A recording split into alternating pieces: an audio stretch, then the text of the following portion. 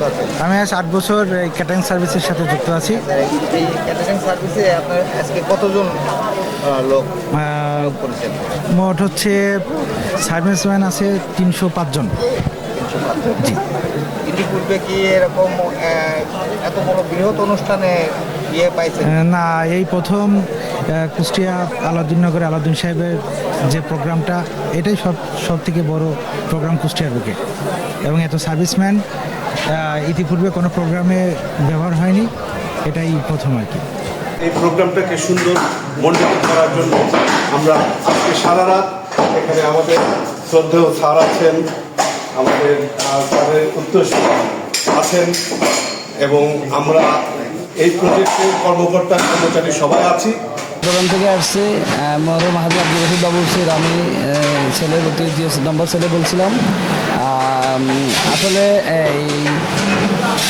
এই কুষ্টিয়াতে গুমাখাইতে এসে আমি আজকে খুব এক্সাইটেড, কারণ হচ্ছে যে এখানে কখনো মেজবান হয় নাই, আজকে প্রথম এই বড় মেজবান আয়োজন করা হয়েছে।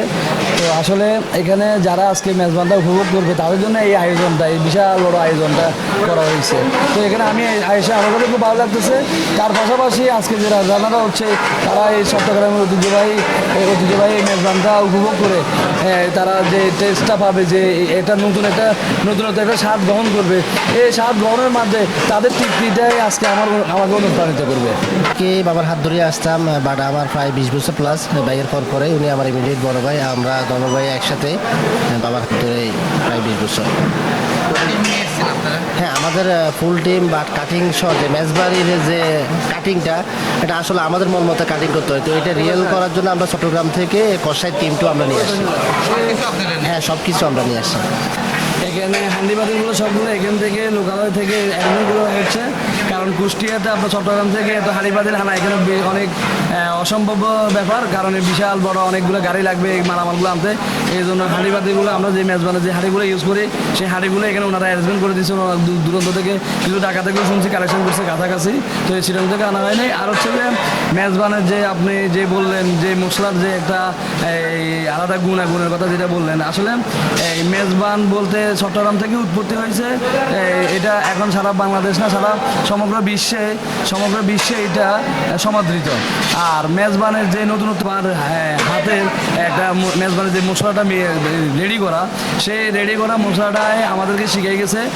ওই মশলাটা দিয়ে আমরা বাংলাদেশে যে বানতে যাই, ওই মশলাটা নিয়ে যাই। এটা আমাদের একটা সিক্রেট মশলা। আসলে এই ঘোড়ে বলতে, এই ঘোড়ের আসল বৈশিষ্ট্য হচ্ছে যে এই ঘোড়ে দিয়ে আমরা যখন রান্না করি, আপনাদের এখান থেকে কোনো ধোঁয়া বের হয় না। ওই রান্না করছে এখানে কোনো ধোঁয়া নাই। আসলে আপনার যে কোনো রান্না, যখন আপনার মেজবানের অরিজিনাল ট্র্যাডিশন রান্না করতে হলে আমাদেরকে চুলায় রান্না করতে হবে, কখনো গ্যাসে রান্না করলে মেজবানের আসল স্বাদটা কখনো আসে না।